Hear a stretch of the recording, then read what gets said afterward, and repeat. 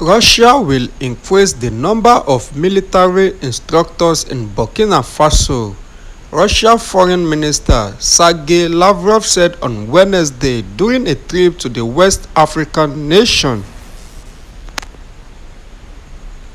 Russian instructors are working here and their number will increase.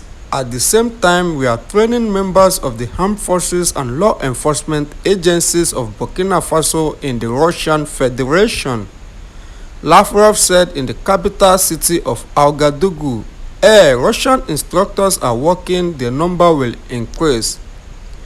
Russia furthermore intends to supply Burkina Faso with military products to strengthen the country's defense capability, he said.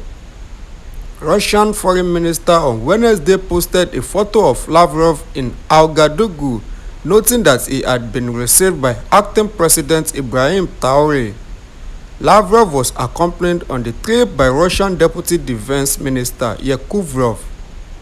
Burkina Faso is currently under military rule after a junta staged a coup d'etat in July 2022.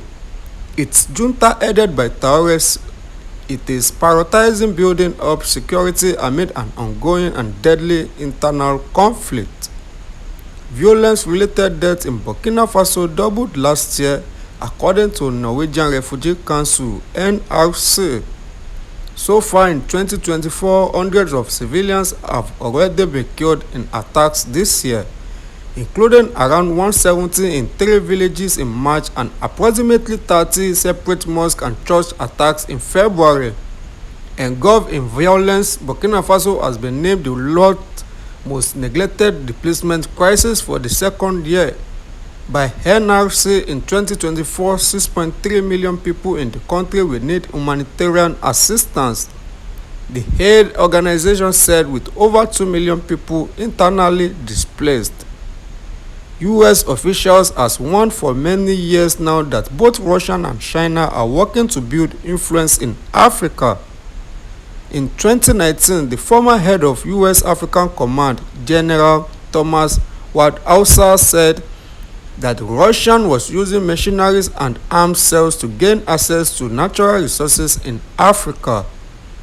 Isolated from much of the world due to its invasion of Ukraine, Russia appears to be renewing overtures in the continent. In early March of this year, African Command again warned Congress that Russia is aggressively working to expand its footing in Africa, and that several countries were at the tipping point of falling under its influence. In his comment this week, Lavrov also thanked Burkina Faso leaders for their effective assistance in resolving issues that allowed us to resume the activities of our embassy in Ouagadougou. We are implementing a program to resume the activities of Russian diplomatic missions in Africa. Burkina Faso was the first country to do this quickly and effectively, he said.